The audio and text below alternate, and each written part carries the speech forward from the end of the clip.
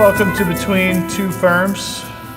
Today we have our lazy ass lambic ferms that we're between that we made in the backyard over the winter. I'm Blake Jarolim, head brewer at COOP Ale Works.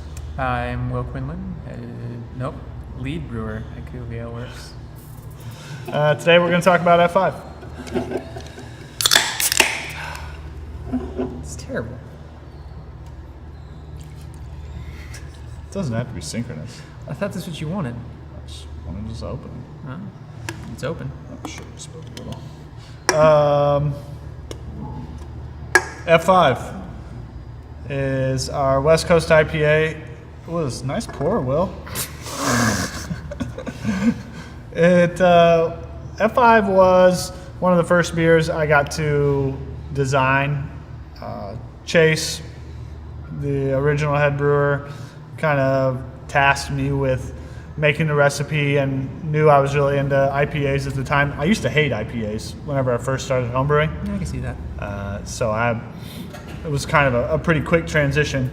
But we were drinking beers like West Coast IPA from Green Flash, rest in peace, and Stone Ruination IPA. Those were kind of the beers back in, 2010, Pliny the Elder. Yeah. Good call out there. Yeah. That were the kind of the inspiration for this. And really, we launched F5 as a spring seasonal. As when we were designing it and tasting it, we thought, I don't think Oklahoma and Oklahoma City are quite ready for how bitter, how pungent, how hop forward this is going to be. So we'll do it as a spring seasonal. And pretty much ever since the 2010, we have always been catching up to make enough. People like F5. It is our best-selling beer. For those who don't know, like I said, pretty heavy West Coast hop flavor profile. And we've taken some journeys with this beer. There was a big hop crisis back in 2011, I think it was. Simcoe was a primary hop in F5, and Simcoe wasn't available. I didn't know much about the hop market then, not anything like I do now through these sorts of experiences, but Simcoe was just not available.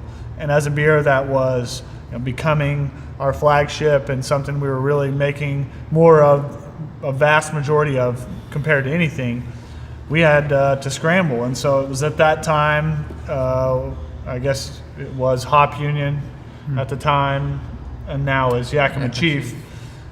YCH, then Yakima. Well, whatever they are. Yakima Chief is what they are now. They had made a proprietal hop where they essentially blended these secret blend of hops and came out with Falconer's Flight. And we subbed it in, and I actually think we liked the beer a little bit better than pre-Simcoe, or when we were using Simcoe. So that was kind of how Falconer's Flight got rolled in to F5, and it is the primary hop. So that was kind of a big crisis in the midst of making this beer in its journey. Still to this day is Falconer's Flight.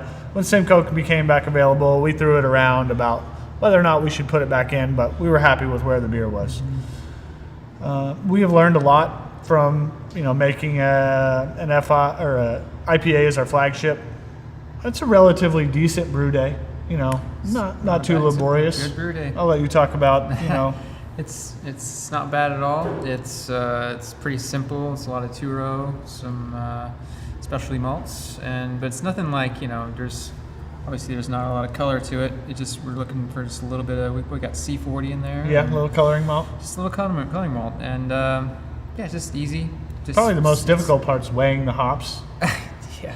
Yeah, we got a bunch of additions of hops. I think in 30 barrel batches, there's like 65 pounds of hops in F5, like if you include the dry hop, maybe. Yeah. And then like 5 pounds in Horny Toad. So that's a pretty vast difference in weighing out hops. If you have to weigh out, let's just say, 40 pounds of hops in 5 different editions versus Horny Toad that has 1 or 2. Yeah. So that makes a little bit of a difference. Or even the dry hopping. That's always a fun experience. Dry hopping, that's a whole nother deal. So we have to climb up on top of, sometimes 30 feet tall tanks and dump in 100 pounds, 200 pounds of hops becomes laborious. Scissor lifts have become our friend. Yep. Much safer than balancing from some pallet 30 feet in the air. Actually, F5. When I moved here in 2010, it was the first beer that I was like, okay, Oklahoma has something. For those of you who don't know, I came from California. Will is a transplant. I came from San Diego, and yeah. But this was the first one. I was like, okay, Oklahoma has something good. I remember I was at Republic when it first opened. Wow. And I was like, this is some great stuff. And then, it's like a year, 2 years later? No, 3 years later, I started working here. Yeah. But I actually met you guys maybe a few months after that, actually. Joe and I came by. Oh, I remember the first day I met you at the old place. Yeah. But you had F5 before you had come to the brewery. I didn't know that. Oh, yeah. there you Those go. guys have something good going on. Let's go say hey. Ah, I see. Yep.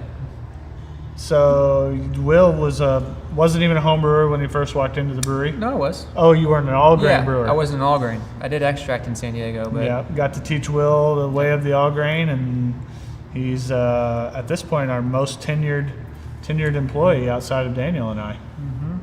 So not to get too far in the weeds, we're talking about F5, right? Yep, that's right. We were just reminiscing there down memory lane.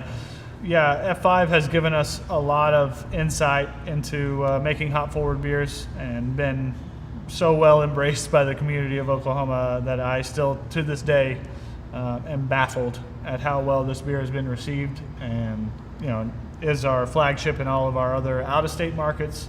So it's a beer that we hold near and dear and put a lot of time and effort into its consistency. Yeah. So Yeah, for sure. we hope you keep drinking it like we are. And until the next time we're between two ferms.